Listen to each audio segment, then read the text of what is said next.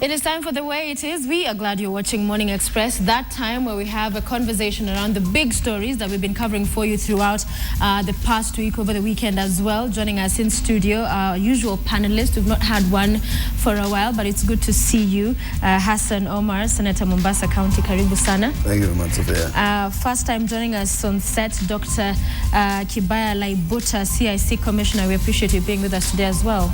Thanks and good morning to you all. Good morning. And Ambrose Weda, of course, prominent city lawyer. Asante sana. How have you all been? We'll begin with you, Senator. First, the last 2 weeks I was around. The first week, it was Eid, that particular Monday. The last week, my best friend lost his father, and we left early morning to Wajir for the funeral. And therefore, that also complicated my being here. But it's been a fabulous week. I think I put in a committee to try and run through the issues emerging from Kiala's impeachment. So our committee started work on Friday. You're in that committee? Yes, I'm in that committee, a committee of 11. We hope to conduct hearings today from both the accusers and the accused. And then possibly by Friday, we shall have a report before the Senate, because the impeachment process is very time-bound. It's 10 days as per the law. So you have to run through all that mountain of documents, interview every witness that you can, and then come up with a report. So that if the committee finds that there is no allegation, then the motion collapses. If the committee finds that the allegations are substantiated, then the motion will be debated. But still, the Senate can vote against the motion of impeachment as a whole, as a House.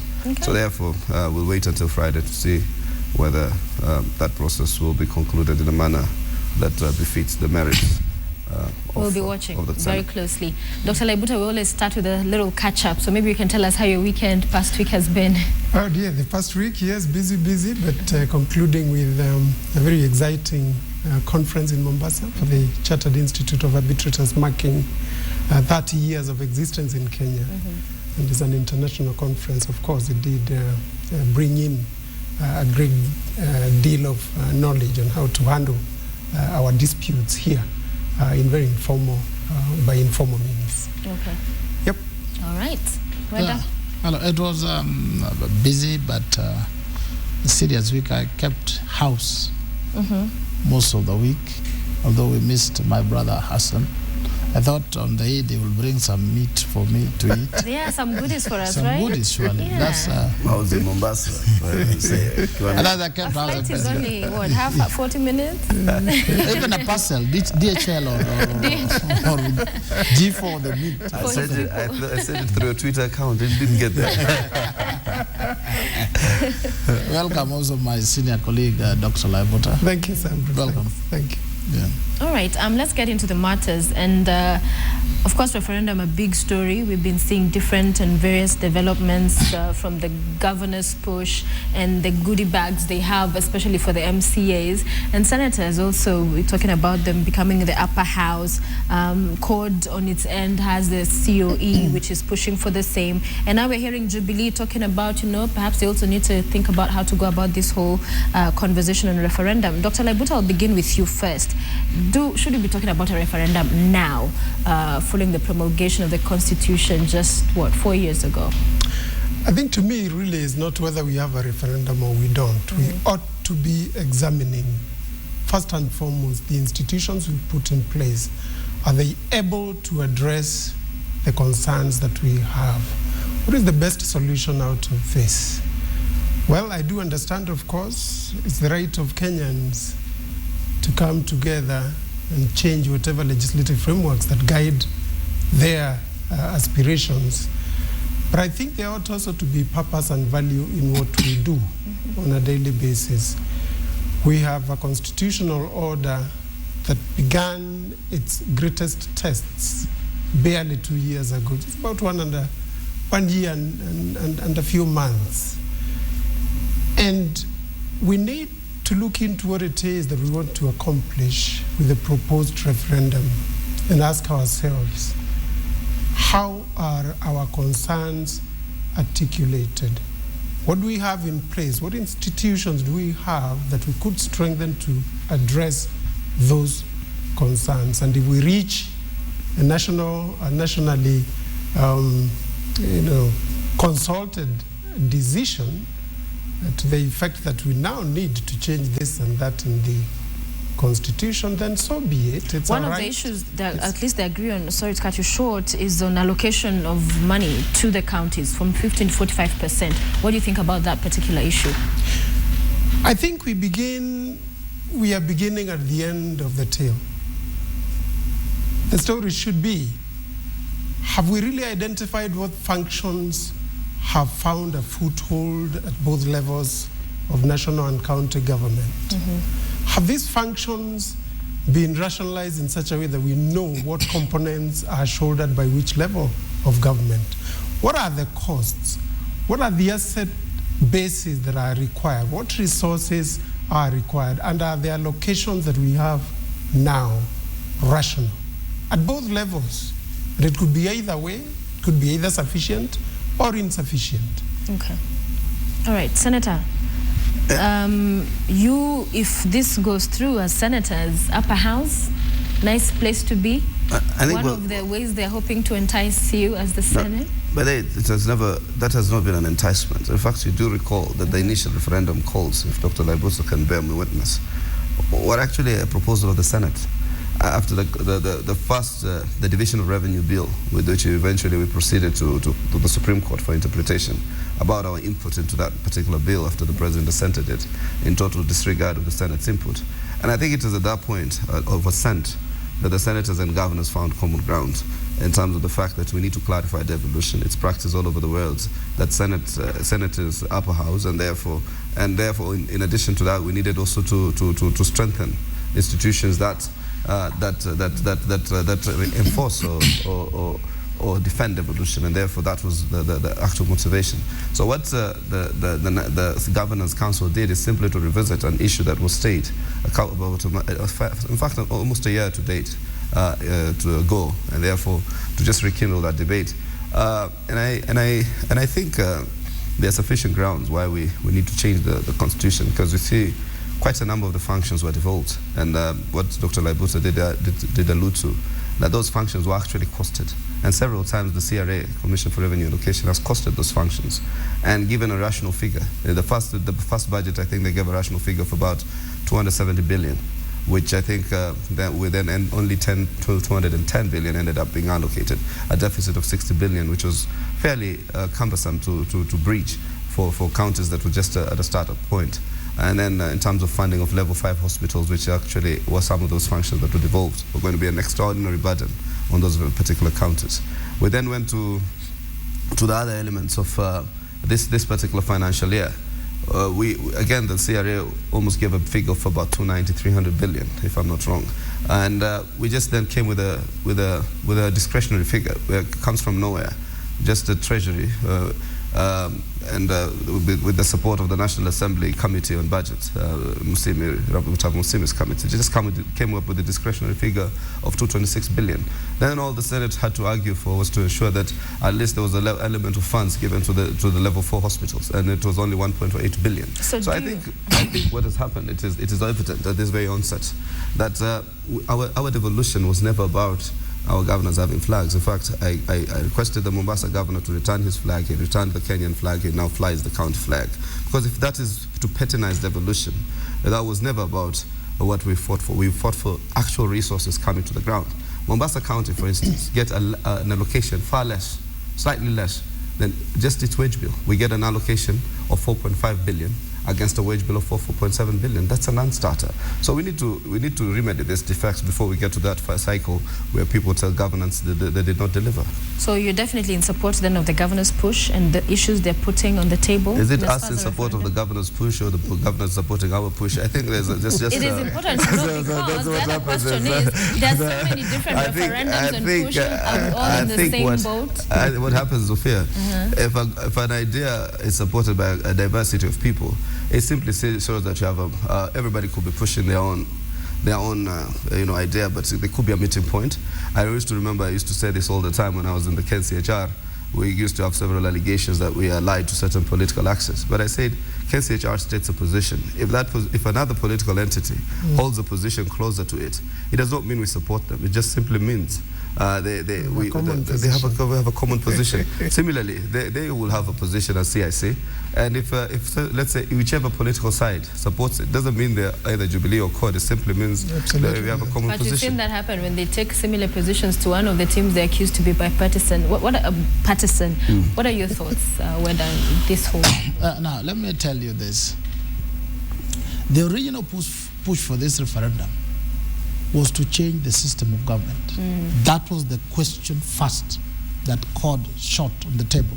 They wanted to change the system from presidential to parliamentary because they realized there's a problem of tyranny of numbers, and it would be round one. Now, this did not augur well. They looked around the country and realized, no, this will not sell. So then they went back, they came back with 13 grounds. Again, they realized these 13 grounds would not sell. The only one which would sell, and I still maintain, is increasing the amount of money going to the counties, which looks very brilliant. All of us, in our greedy nature, it looks very attractive. But as Kenyans, we must first focus on baking the cake, as Professor Patrick Lumumba would say. You bake the cake first. Give. From where? How much? The little money that the country generates is almost 1.2 trillion. That is what the country collects. That is what we have. The country should then focus on increasing it to 2 trillion to 3 trillion, so that even if the counties were given 15%, it is 15% of 3, 4, 5 trillion, more than enough. But 45% of 1 trillion is like the salary is constant, but the expenses increase. How do we increase this from 1.2 trillion income as a country to 2, 3 trillion? You bake the cake. You cannot bake the cake through elections. One election, after another 2 years, a referendum, after another 2 years, another election. You can see even the by-elections that we are having. The cost of the Madari by-election, that is almost a complete technical college. You'd spend that money of a complete technical college. So count all those by-elections that we have throughout the 5 years. Those are technical colleges that would push Kenya to the next level. So the referendum push coming barely 12 months, even before all the functions have been devolved.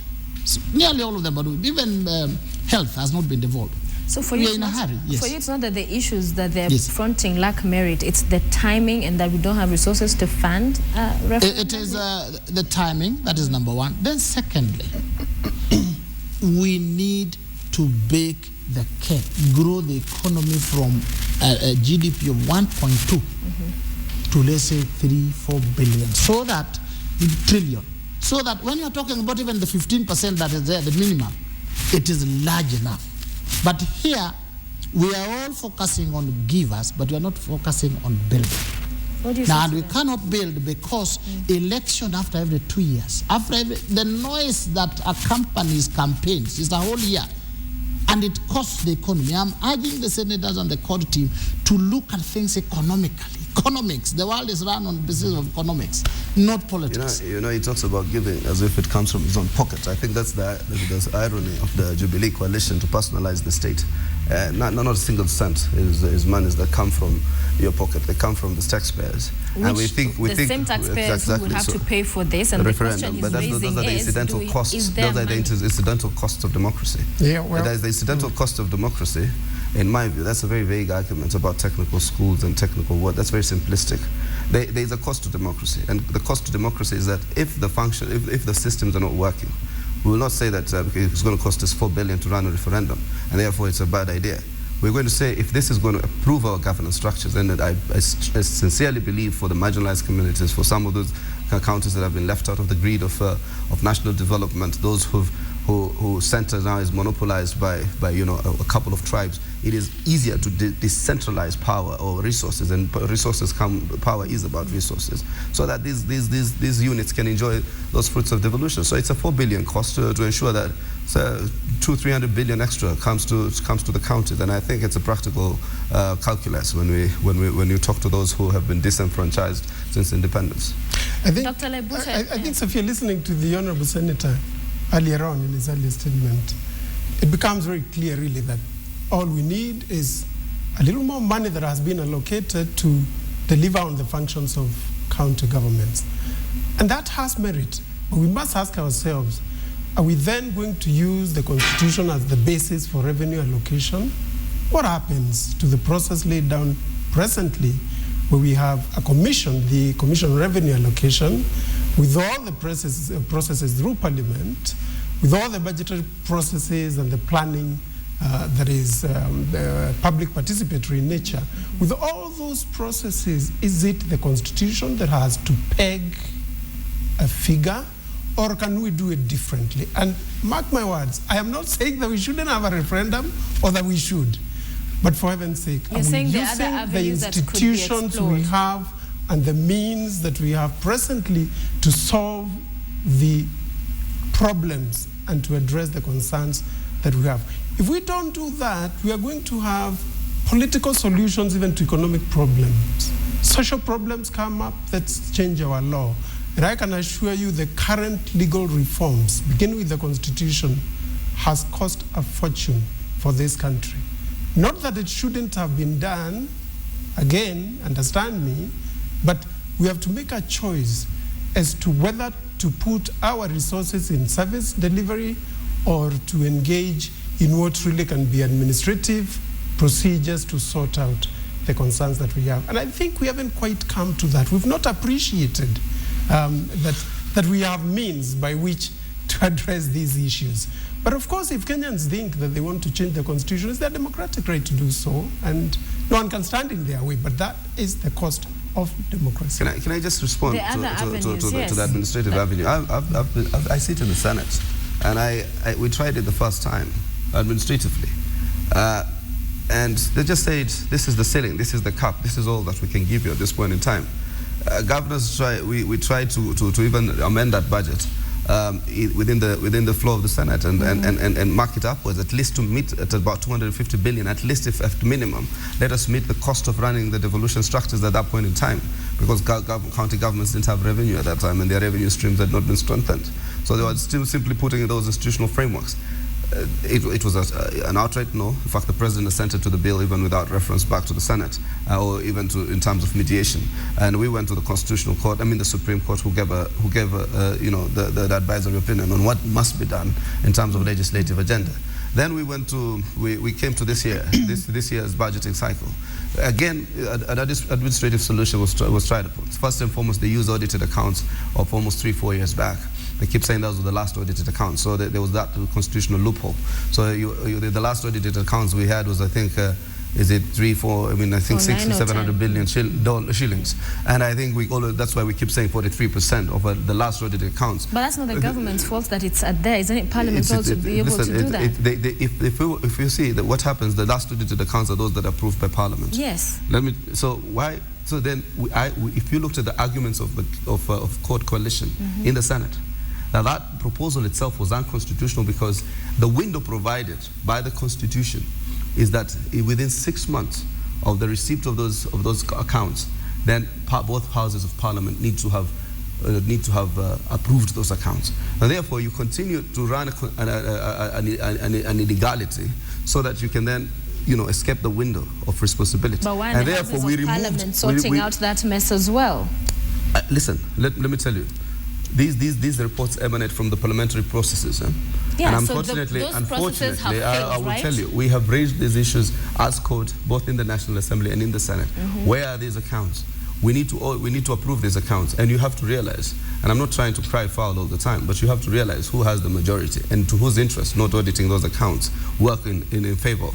So that's why they come with this propaganda figure of 43%. We as the Senate, in fact, tried to remove it. And even the Jubilee senator said it was a misrepresentation of how much money was going to the counties. Because even the Jubilee senators do acknowledge that they defend devolution. So when we removed it, then there was this mediation because now the National Assembly rejected it, so we returned again the 43% propaganda figure, just to ensure whoever, so that then certain other elements which we had proposed, like funding level 5 hospitals, was also a consensus, so that take some, leave some, win some, lose some. So I think that this process can only be sorted where the Senate has a veto, where the resources allocated is not even pegged to an audited account of the national revenue. All right. Let me tell you, I think we cannot put every detail in the Constitution, every step. Take, for instance, the Senate, which is in charge of checking devolution. The only major achievement they've done is to put themselves in charge of development, whatever, over the governors. That is what they have done. And then to try to remove every governor at every corner. Otherwise, you have not heard where they call upon the government, the Auditor General, to say, bring to us the audited accounts for the very last financial year.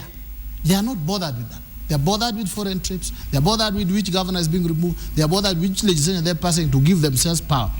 So that even the talk about upper house is expansionist, to give themselves more power. Kenya now needs to grow the economy so that we have jobs, we are able to feed ourselves, we have security, not how much power senators are going to have over the governors or over who. So it is not time to keep on spending 30, 40 billion shillings, adding clauses to the Constitution that adds power to the Senate, removes power from the governor, does what the actual things can be done. They can force the government, they can force the Jubilee government to do things. So, Sophia, that's what they're not doing. Let me say this. I think if we begin from the premise that when our institutions fail, we change the Constitution. You know, what the good senator is saying is something we are all concerned about, even at the Commission. Institutions fail to make the right decisions. Institutional heads are really not receptive to change and align themselves with the constitutional processes that should deliver on the solutions we are looking for. And when all these institutions and offices fail, when officers or executives refuse to make decisions for the best interests of all, we want to change the Constitution. We can change the Constitution any day, by the way. That's the right of Kenyans. But if we do not address the failings and the gaps in our institutions and the decision-making processes so that we have a framework that works for all time, regardless of the political interests of the various parties or of the various heads of executives at the county and national government level. If we don't fix that, trust me, we can change the Constitution today, it won't make a difference. We can change it tomorrow, we will still remain with our rotten institutions. I think the political solution that is sought today, and CIC doesn't take any side on it, should really address the manner in which those institutions are treating one another. The way National Assembly treats the Senate in delivery of its functions as though they had no relevance in all this, in the entire process. We don't have to be running to court even for decisions on matters as to how the Senate should be relating with the National Assembly. Those are the kind of failings that we must address domestically. All right. Can I just say one thing in response to Dr. Laibuta? I do agree with him totally. And in fact, there was a time we all enjoyed the flurry of advisories we used to get from the CIC. It was legal, it was constitutional. In fact, they had developed an audacity that everybody felt, yes, this is the Nyanchai-led commission, so to speak. But right now, I don't know, their position all the time comes very close to that of the Jubilee. The same thing which I say, that's why I defend them. I defend them quite a bit these days. I tell them their position simply comes very close to Jubilee, which is fair. Because I was a commissioner myself, and there was a time. And I'm not saying they're partisan. I'm just saying, like the same way I used to say in the commission, when your position simply is a position shared by the Jubilee coalition, doesn't mean you're Jubilee. So if the experts in implementation of the law are going with the other party, does it question? There are also a lot more experts. We have a lot more experts in this country. I need to ask you this, Senator, because I want us to move on. Just first and foremost, I think Weda needs to acquaint himself of the goings on in the Senate and many other things that are done, because I think sometimes your arguments very surface. The one or two things you've read in the media is what accounts for what the Senate has done. Factual, even a factual error saying that health has not been devolved. Health is a function that has been fully devolved. It's just that how then do we go around it in terms of strengthening the fact that healthcare services are not severe? That's why doctors were on strike. That's why everybody was on strike. So I think when you state something in the national media, it must be very factual. So the president recently said it's not how much money is going to the counties, it's how much, or how much money you're getting, it's how you utilize that money. And last week we got this announcement of blocking of funds to Bomet, Kiambu, Murang'a and Kisumu counties. And this owing to queries that had not been answered in as far as management of funds that had been allocated to them. So you also still want money to go to these counties that you're not... It's about both. You see what happens? It's about both. I think what... Yeah, Sophia. Let's not discuss this as though it were a problem with the county governments. Yes. The national government must be equally accountable. How much money is held back in Treasury?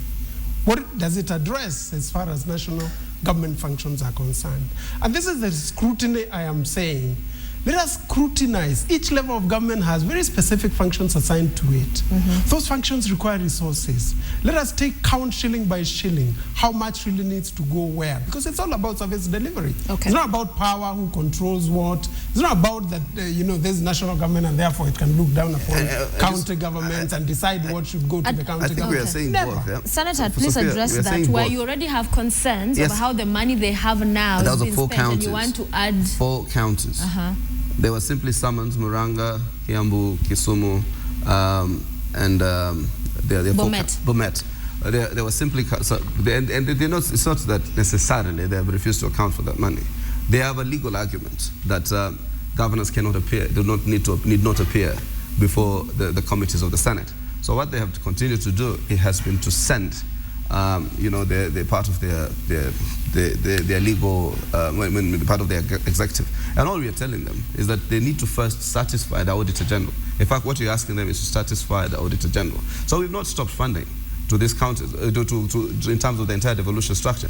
To these 4 counties, their funding will be held. Let them account. It even happens here with all your funding or accounting systems. It happens to every government institution, or even private institution. If you don't account for the previous monies, then you don't get further funds. But those funds will still be your funds. So I think it's about both. It's about accountability. It's about resources. So that first and foremost, they must account for those resources. But also, I have no particular reservations about giving them more resources, because I believe all these people have the competence to account for these monies. And some of them have worked in government in strategic positions, in major positions of responsibility, and they are county governments. They're technocrats who are handling these accounts. So I feel that they still can handle the volumes. The Council of Governors chair is Isaac Ruto, one of the affected governors, his county affected, argues it's not in the powers, it's not in their mandate, they don't have power to do that, to hold back the money.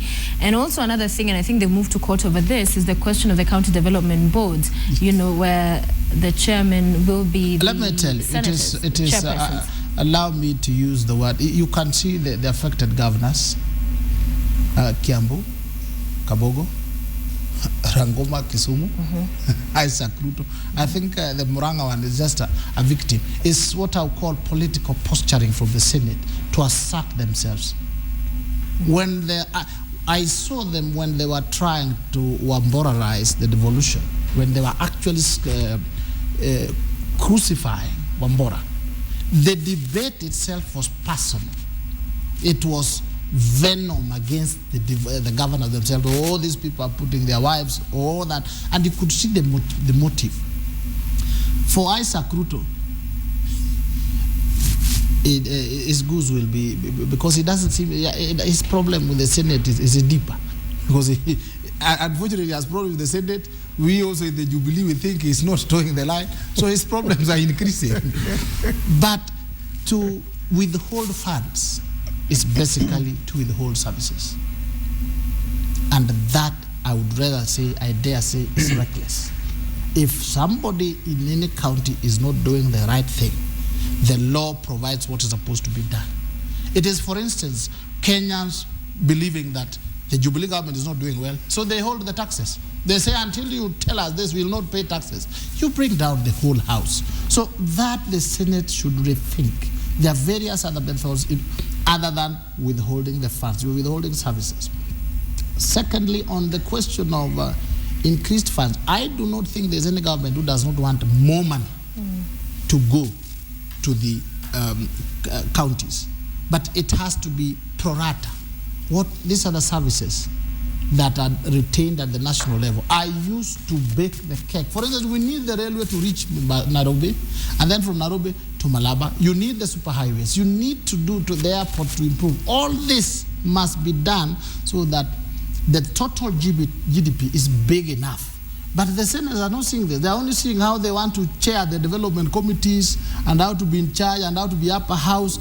Give devolution a chance and give the country a chance. Then thereafter, you can be as powerful as you want. I think just before he goes on, I always tell this lawyer to read the Constitution. This withholding funds was something that was envisaged by the Constitution. In fact, we did it pursuant, and Dr. Laibuta will bear you, pursuant to the Constitution. It foresaw a situation where some governors might refuse to account to the monies given to them by taxpayers, and therefore it is not necessarily a punishment. And it is a constitutional time frame upon which these funds can be withheld. And at that point in time, it is assumed that the governors will account, and it happens everywhere in the world, even in private institutions, where if you do not account for the previous monies, you don't get further funding. And therefore, what has happened since, and there are governors who've come before the Senate, Governor Mvurya, Governor Mruto, a couple of other governors have come to the sessions of the Senate. So we're saying that there's nothing special about the 3 or 4 governors who are not showing up, and it has nothing. It just happens. I'm a very good personal friend to Bomet governor, and I can tell you for a fact, I was the one who seconded that motion because I'm the vice chairperson of the committee. And it had nothing to do with personal. It had nothing about grandstanding, because on many other accounts we agree. Dr. Laibuta, we'll take a break. I want you to come and comment, especially on the question of the county development boards and the governor saying it's unconstitutional, the fact that you have the senators as the chairs of those and other matters, even in as far as land, that we've been seeing unfolding in the past few days. But first, let's go on break, and we'll be back in a moment. Don't go away.